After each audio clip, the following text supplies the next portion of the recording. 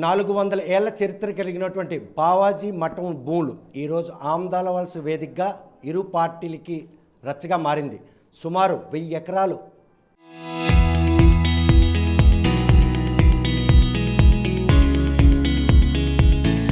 బావాజీ మఠంకి సంబంధించిన భూములు శ్రీకాకుళం జిల్లా ఉండగా అందులో శ్రీకాకుళం నియోజకవర్గం ఆమ్దాల వలస నియోజకవర్గం పరిధిలో 200 ఎకరాల భూమి ఇప్పటికే అన్యాక్రాంతమైంది. అందులో ఇటీవల 4 ఎకరాల భూమిని అన్యాక్రాంతం చేస్తూ అక్రమ లేఅవుట్ వేశారనే విషయాన్ని స్పష్టం చేసినటువంటి వైఎస్ఆర్ కాంగ్రెస్ పార్టీ ఆమ్దాల వలస నియోజకవర్గం సమన్వయకర్త చింతాడ రవికుమార్ చేసినటువంటి ఆ వ్యాఖ్యల్ని తనపై బ్లాక్మెయిల్ చేస్తున్నారు అని స్థానిక ఎమ్మెల్యే ఆరోపించారు. అసలు ఈ వివాదం వెనుకున్నట్టు అసలు రహస్యం ఏంటి, ఆయన సత్యశీలతను నిరూపించేందుకు చేసినటువంటి ఆ ప్రెస్ మీట్ సారాంశం ఏంటి, ఎటువంటి ఆధారాలు ఈరోజు మళ్ళీ తెరపైకి తెచ్చారు రవికుమార్ అడిగి తెలుసుకున్నాం. చూస్తే కనుక ఈరోజు మీరు చేసినటువంటి ఆరోపణలు కేవలం బ్లాక్మెయిల్ లాగే ఉన్నాయి తప్ప అక్కడ అభివృద్ధి చేస్తున్నాం, ఆ భూములకు ఉన్నటువంటి ఆటంకాలు అధిరోకిస్తున్నాం బాహాటంగా అంటున్నాం. మొన్న కోన రవికుమార్ గారు పెట్టినటువంటి ప్రెస్ మీట్ ఆయన ఏదో రైతుల కోసం లేకపోతే అక్కడ ఉన్నటువంటి చిన్న చితక కుటుంబాల కోసం పెట్టలేదు. ఆయన రియల్ ఎస్టేట్ కోసం, ఆయన దోపిడీ కోసం, ఆయన దొంగతనం బయటపడింది కప్పిపుచ్చుకోవడం కోసం పెట్టారు. ఎందుకనంటే గత ప్రెస్ మీట్లో మేము పెట్టినటువంటి ప్రెస్ మీట్లో అది ఏ రకంగా అన్యాయమైనటువంటివి, ఏ రకంగా ప్రోహిబిటెడ్ ల్యాండ్స్ అవన్నీ 22A ఉన్నాయి, ఎండోమెంట్ ల్యాండ్స్ అని, సదావత్ అని మేము డాక్యుమెంటరీ ఎవిడెన్స్గా చూపించడం జరిగింది. అప్పటికే కోన రవికుమార్ గారు చాలా ప్లాట్లు అక్కడ అమ్మేశారు. మళ్ళీ ఇంకా దోపిడీ చేసి మరొక 2.5-3 ఎకరాలు రెడీగా ఉంచారు ఇప్పుడు మళ్ళీ ప్లాట్లు వేయడం కోసం. అవి సేల్ అవ్వాలి.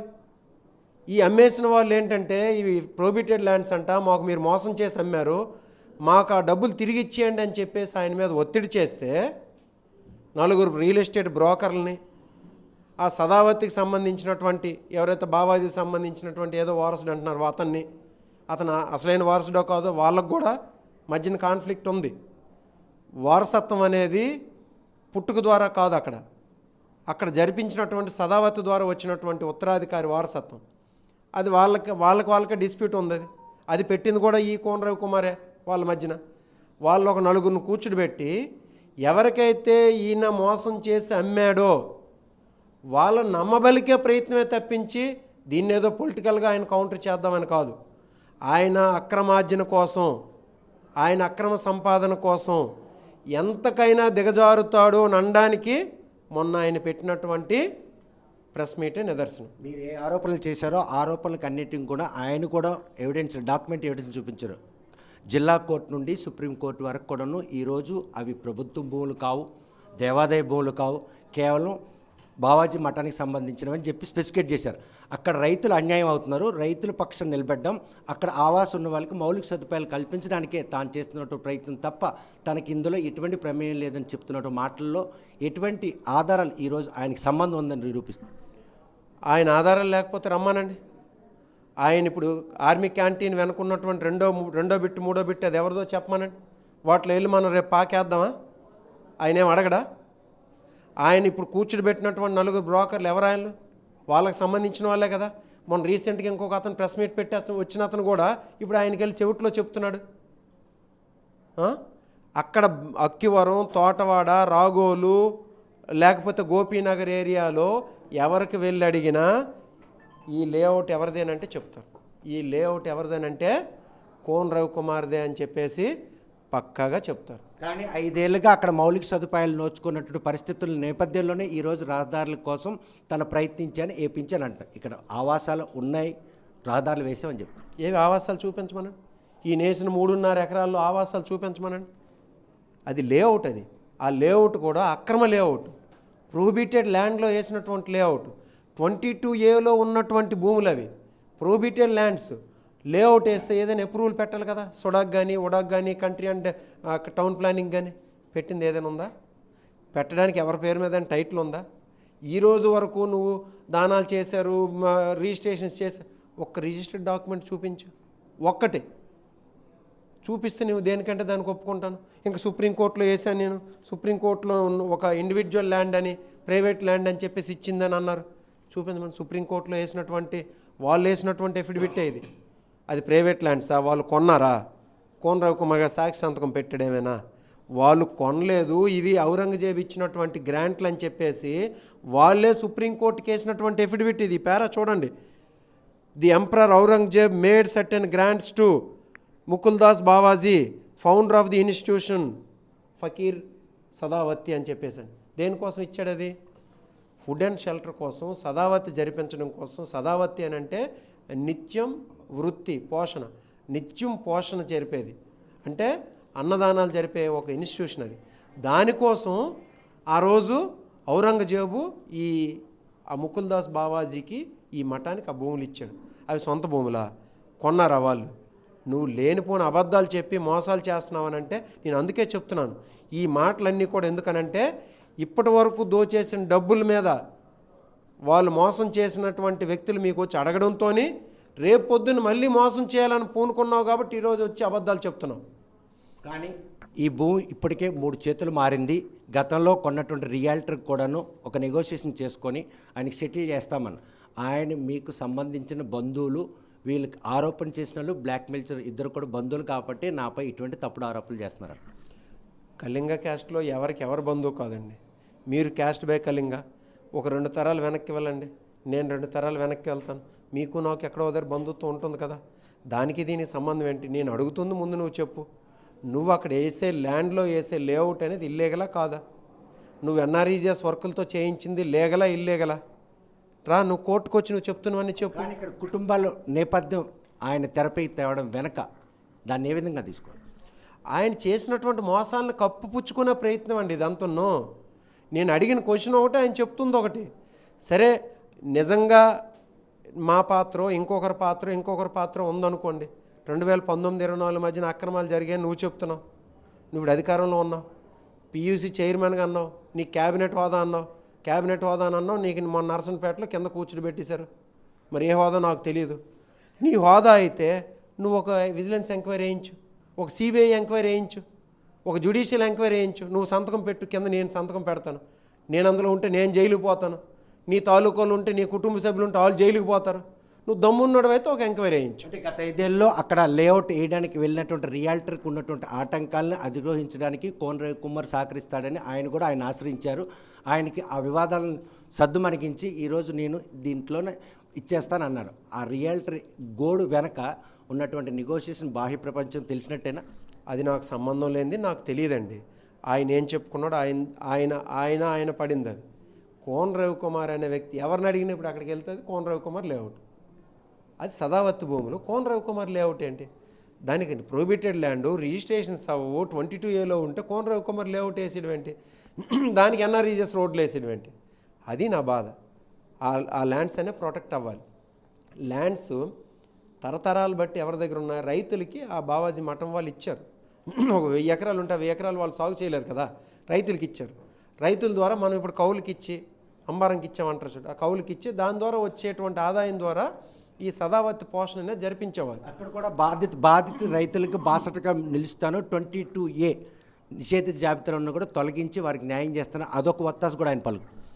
22A నుండి తీయొచ్చు పెట్టొచ్చండి. 22Aలో తీస్తే టైటిల్ ఎవరికి ఇస్తారు?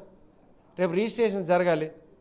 22Aలో తీస్తే దాన్ని ముందు గవర్నమెంటు తీసుకుంటుంది, ఆక్యుపై చేసుకొని ఆ తర్వాత దాన్ని ఎవరైతే దాని తాలూకా హెయిర్స్ ఉంటారో వాళ్ళకి ఇవ్వాలి. అది ఈయనకు ఒకటి అర్థం కావడం లేదండి. రేపు హైడ్రాలాట్ చట్టంగా అక్కడ వచ్చి ఉంటే అక్కడ ఈయన అక్రమంగా అమ్మి ఇల్లు కట్టుకున్న వాళ్ళ పరిస్థితి ఏంటి? రేపు ఇప్పుడు తెలంగాణలో ఉన్నట్టు హైడ్రాలాట్ చట్టంగానే వస్తే ఇలా మోసం చేయొచ్చునా? ఒక ప్రజాప్రతినిధి అయి ఉండి ప్రజలకు కస్టోడియన్గా ఉండాల్సినటువంటి వ్యక్తి అలా మోసం చేయొచ్చా? ఈ భూములు అనేవి ప్రొహిబిటెడ్ ల్యాండ్స్ అని ఎండోమెంట్ వాళ్ళు ఆక్యుపై చేసి వాళ్ళ పొజిషన్లో ఉండమని చెప్పేసి కలెక్టర్ గారికి గవర్నమెంట్ నుండి లెటర్ వస్తే కలెక్టర్ గారు ఇచ్చినటువంటి రిప్లై అండి ఇది. నేను అవి ఆక్యుపై చేస్తున్నారు, ప్రొటెక్ట్ చేయండి అని చెప్పేసి నేను ఇస్తే, ఎప్పుడైతే కోన రవికుమార్ లేఅవుట్ వేసాడో నేను అప్పుడు కలెక్టర్ గారికి 7వ నెలలో తీసుకెళ్ళి ఇస్తే కలెక్టర్ గారు రిటర్న్గా ఇచ్చినటువంటి స్టేట్మెంట్ ఇది. మీరు చూడండి, నేను 10/7/2025లో నేను తీసుకెళ్ళి కంప్లైంట్ ఇచ్చాను. నేను దానికి రిప్లై ఇచ్చిన కలెక్టర్ గారు ఇచ్చినటువంటి రిప్లై ఇది. దానిలో క్లియర్గా ఒకటి ఉంది, మీరు ఒక్క స్టేట్మెంట్ చూడండి. ఇగో ఇది జస్ట్ చిన్నగా ఉన్నాయని చెప్పి పెద్దగా రాశాను, ఇది కనిపించాలని చెప్పేసి మీడియా వాళ్ళకి. ఫకీర్ సదావర్తి ఆఫ్ బొందిలాపురం అంటే ఇక్కడ ఉన్నది అది. ఫకీర్ సదావర్తి ఆఫ్ బొందిలీపురం అంటే మన బావాజీ మఠం. Have no right on the math properties అంటే మఠ్ ప్రాపర్టీ మీద ఎటువంటి రైట్ కూడా వాళ్ళకి లేదు. The entire charge of the math has to be taken over from the pujari Fakir Sadavarti by the EO Suryanarayana Swamy Devasthanam Arasavalli. వాళ్ళ దగ్గర ఉన్నటువంటి ప్రాపర్టీస్ మీద ఉన్నటువంటి ఎంటైర్ ఛార్జ్ని కూడా ఈఓని తీసుకోమని చెప్పి కలెక్టర్ ఆర్డర్ చేశాడు. దేని ద్వారా? అది 2024లో హైకోర్టు ఇచ్చినటువంటి ఉత్తర్వుల ప్రకారం ఇదంతా కూడా అది క్లియర్గా ఎక్స్ప్లెయిన్ చేశారు. It is further reported that the entire Math property was published under section 22AIC A1C అంటే ఏంటిది? ప్రోహిబిటెడ్. నేను ఇచ్చిందా ఇది? కలెక్టర్ ఇచ్చిందే కదా ప్రోహిబిటెడ్ ల్యాండ్ అని చెప్పేసి. ఇంకా ఇచ్చాడు, ఏమని ఇచ్చాడు? Property under registration act 1908. Hence there is no possibility to transfer the math property through registration. Math ప్రాపర్టీని ట్రాన్స్ఫర్ చేయడానికి ఆస్కారమే లేదని చెప్పి కలెక్టర్ ఇచ్చాడండి. ఆయనకి ఏ కలెక్టర్ చెప్పేశాడో? నాకు ఇచ్చింది స్వప్నిల్ దినకర్ పుండకర్ ఆయన. ఈయనకి మరి ఏ కలెక్టర్ చెప్పాడో? మొన్న ఏవేవో మాట్లాడేస్తున్నాడు ఆయన. మరి చదువంతా ఆయన ఏం చదివాడో, పూర్తిగా బుద్ధి జ్ఞానం ఉందో లేదో కూడా తెలియట్లేదు. ఆయన చదువంతా దొంగతనానికి దోపిడీకి ఎలా చేయాలో నేర్చుకున్నట్టు ఉన్నాడు, మిగతాదేం లేదు. ప్రతి ఒక్కరికి కూడా ఒక బడి ఉంటుంది, దోపిడీదారులకు కూడా ఒక బడి ఉంటుంది. ఆయన ఆ బడిలో జాయిన్ అయ్యాడు. ఆయన మాలాంటి బడులు కాదు, మేమందరం మా కామన్ గవర్నమెంట్ స్కూల్ పెట్టినటువంటి స్కూల్లో జాయిన్ అయ్యి మేము ఉన్నాం, కానీ ఆయన దోపిడీ బడిలో ఉన్నాడు. ఇంకా చూడండి, immediately after assuming the charge of the mutt the entire immovable properties have to be surveyed with the help of tahsildars and all encroachments shall be evicted duly issuing notices under the section 83 of amendment act 2023. Collector కూడా ఇంతలా దాని మీద స్పందించినప్పటికి కూడా ఒక MLA అయ్యుండి ఈరోజు ఆ భూములకు సంబంధించిన దాంట్లో అక్కడికి వెళ్ళి ఆయన సత్యశీలతను నిరూపించుకోవడం వెనుకున్నట్టు ఆంతర్యం ఏమైనా భావించారు? ఆయన సత్యశీలత లేదండి. మీరు ఇది కూడా ఇది చూడండి, ఈ ఫోటో ఒకసారి చూడండి. ఈ ఫోటో ఏంటండి? ఇది ఆ భూముల్లో ఈవిడ, మీరు దగ్గర పెట్టి చూడండి, ఈవిడ ఆ పంచాయతీ సెక్రటరీ, ఈయన రెవెన్యూ డిపార్ట్మెంట్ సర్వేరు. ఏమని పెట్టారండి? ఈ స్థలం అక్రమ లేఅవుట్గా గుర్తించడమైనది, లావాదేవీలు నిషేధించడమైనది. ఎవరు పెట్టిండండి? నేను పెట్టానా? వెళ్ళి గవర్నమెంట్ వాళ్ళే కదా పెట్టింది. మరి ఇది నమ్మరా? మరి కోన రవికుమారే చట్టమా శాసనమా? ఆయన దొరికిపోయాడు, దొంగగా దొరికిపోయాడు కాబట్టి కప్పిపుచ్చుకోవడానికి నలుగురిని తీసుకొచ్చాడు అక్కడ. రేపు మళ్ళీ వ్యాపారం చేయాలి కదా, అక్కడ ఆల్రెడీ కొనేసి ఉన్నాడు, భూములు కొనేసి ఉన్నాడు. కొనేయడం కాదు, అక్రమంగా లాక్కున్నాడు రైతుల దగ్గర నుండి. అక్కడ 8-9 కోట్లకు అమ్ముతున్నాడు ఎకరాని, 30 లక్షలు లాక్కున్నాడండి. లాక్కొని మళ్ళీ రేపు లేఅవుట్ వేయాలి.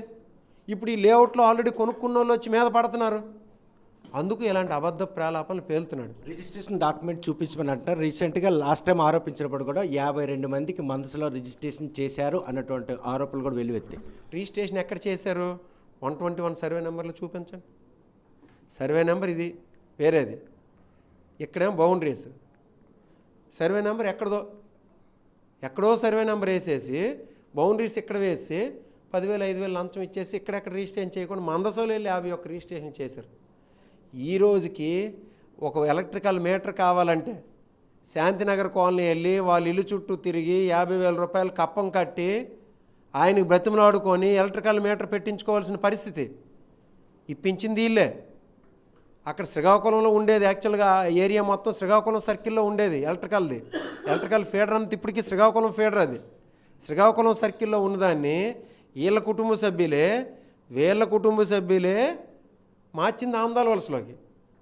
తహసీల్దార్కి చెప్పేసి ఇక్కడ ఇన్ని మీటర్లు ఇష్యూ చేయడానికి లేదని చెప్పేసి నోటీస్ ఇచ్చింది వీళ్ళ కుటుంబ సభ్యులే. అటువంటి హడిల్స్ని అతిక్రమించి ఈరోజు స్థానికంగా నివాసం ఉంటున్న వారందరికీ మౌలిక సదుపాయాల కల్పన కోసమే ఈ నియోజకవర్గ ప్రతినిధిగా వాళ్ళకి బాసటగా నిలుస్తున్నాను, ఇందులో తనకి ఎటువంటి ప్రమేయం లేదని చెప్పి ఆయన బాహాటంగా ఇస్తారు. ఈ విషయంలో ఆయనతో ఓపెన్ డిబేట్కి మీరు సిద్ధంగా ఉన్నారు? నేను దమ్మున్నోడైతే, కోన రవికుమార్ నిజంగా వేసుకుంది పసుపు కండువే అయితే, ఆయన రక్తం ఏమైనా పసుపు రక్తమే కానీ అయితే ఈ పట్టుకొని నేను వస్తాను. ఆయనే చెప్పమానండి, ఆయన అఫీషియల్స్ని తీసుకురమ్మానండి. రెవెన్యూ వాళ్ళని తీసుకురమ్మనండి, ఇంజనీరింగ్ వాళ్ళని తీసుకురమ్మనండి, లేదు అడ్వకేట్ని తీసుకుని రమ్మనండి. ఇది లీగలు, ఇది కరెక్టే, ఆ కోన్ రవికుమార్ చేసినటువంటి పని కరెక్టే అని చెప్పేసి అందులో ఎవరు చెప్పినా నేను ఇక నుండి నోరు మూసుకొని ఉంటాను. ఆయన క్షమాపణ చెప్పి మరి ఆయన దమ్ము ఉంటే రమ్మనండి, నేను ఓపెన్ డిబేట్కి రమ్మని చెప్పేసి చెప్తున్నాను. ఆయన లాయర్లను పట్టుకొని రమ్మనండి, గవర్నమెంట్ అఫీషియల్స్ని పట్టుకొని రమ్మనండి. అది లేదు పోనీ అంత ఎందుకండి, ఇది లీగలు, కోన్ రవికుమార్ వేసినటువంటి లేఅవుట్ లీగలు, కోన్ రవికుమార్ వేసినటువంటి అక్కడ ఏవి మన రోడ్లు లీగల్ అని చెప్పి కలెక్టర్తో ఒకటి ఇచ్చిమనండి, లెటర్ ఇచ్చిమనండి, చాలు నేను నోరు మూసుకొని ఉంటాను. వాటి మీద అవగాహన లేకుండా చింతాడ రవికుమార్ లేనిపోయిన ఆరోపణలు చేస్తున్నాడు. అవును, ఆయనకి చాలా అవగాహన ఉంది, నాకైతే అవగాహన లేదు. దోపిడీ ఎలా చేయాలని అవగాహన మాత్రం లేదు. నేనైతే చదువుకున్న చదువుతో కోర్టు తీర్పులన్నింటినీ, ఒక తీర్పు కాదు, 1959లో సుప్రీంకోర్టులో వాళ్ళు వేసినటువంటి ఎఫిడవిట్ని, 1992లో సుప్రీంకోర్టులో వేసినటువంటి హైకోర్టులో వేసిన ఎఫిడవిట్ని, 1994లో వేసింది, 2009లో వేసింది. ఈ జడ్జిమెంట్లన్నీ చదివి వాటి తాలూకు సమ్మరీని, కలెక్టర్ గారు నాకు ఇచ్చినటువంటి రిప్లై తాలూకు సమ్మరీని మాత్రం నేను చెప్పగలను. మరి ఆయన ఏం చదివాడో నాకు తెలియదు. చూస్తే ప్రస్తుతం బావాజీ మఠం భూములు అన్యాక్రాంతం కాకుండా వాటిని ప్రభుత్వం సంరక్షణలో ఉంచేందుకు చింతాడ రవికుమార్ చేస్తున్న ప్రయత్నంలో ఆ అక్రమ లేఅవుట్ వెనక స్థానిక ఎమ్మెల్యే హస్తం ఉందని చెప్పి బాహాటంగా ఆరోపించడం జరిగింది. కాకపోతే ఈ విషయంలో ప్రస్తుతం అక్కడ స్థానిక రైతులతో పాటు ఆవాసం ఉన్న ప్రజలకు మౌలిక సదుపాయాల కల్పనకు స్థానిక ప్రజాప్రతినిధిగా వారికి సహకారంగా ఉంటున్నాను. ఇందులో తనకు ఎటువంటి ప్రమేయం లేదు, కావాలని తమ మీద తప్పుడు ఆరోపణలు చేస్తున్నారు, మరోవైపు బ్లాక్మెయిలింగ్ పాల్పడుతున్నారని చెప్పి ఆయన చేస్తున్న ఆరోపణలకి పక్కా సాక్ష్యాధారాలతో ఈ విషయంలో బాహాటంగా ఎక్కడ చర్చకైనా నేను రావడానికి సిద్ధం. మరి ఈ విషయంలో కోన్ రవికుమార్, చింతాడ రవికుమార్ ఇచ్చినటువంటి సవాళ్ళను స్వీకరిస్తారా, ఆ స్థలంలో ఓపెన్ డిబేట్కి వస్తారా లేదన్న విషయం వేచి చూడాల్సింది. వీడియో జర్నలిస్ట్ రామకృష్ణతో సత్యం, RTV శ్రీకాకుళం.